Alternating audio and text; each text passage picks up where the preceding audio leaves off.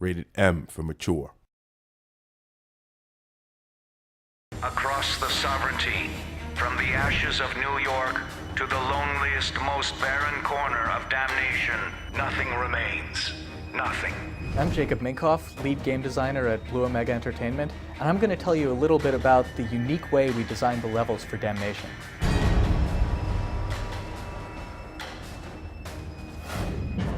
In Damnation, we have these levels that are absolutely massive, have huge vertical height, and are much more organic and multi-layered than levels you would typically see in a shooter. Traditionally, level design is often done on graph paper. You simply do top-down views of the player path through it. But in Damnation, we couldn't really do that because the overall feeling of being a huge, realistic space was so important to us that we actually started out with the concept art.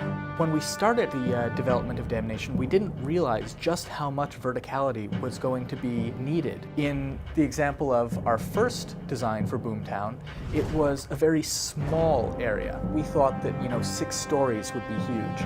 The next version was much more compact. Maybe there were buildings that were 10 stories in it now. And the final design for Boomtown is a massive canyon. And the steam generator itself is about 40 or 50 stories tall, and it now takes the player a good 30 minutes to climb from the base of the steam engine to the top. So once we finally got this vision from the concept artist that we said, yes, that is Boomtown, it was this pencil sketch, and we went ahead and we drew on top of it. So the level designers would look at that image and they would circle different locations and say, oh, it would be really cool if the player went from here to here to here.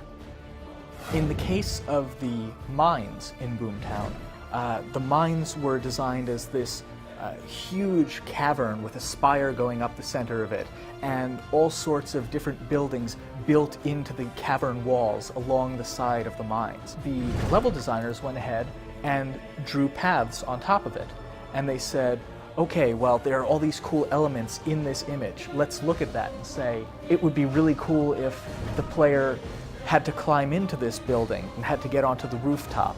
It would be really interesting if they had to cross over this canyon a few different times. And we'd put the gameplay into the image.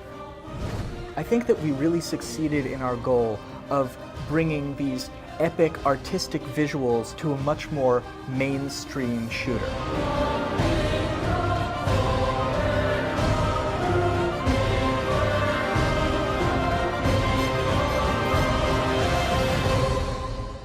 Be sure to check it out on Xbox 360, PlayStation 3, and PC.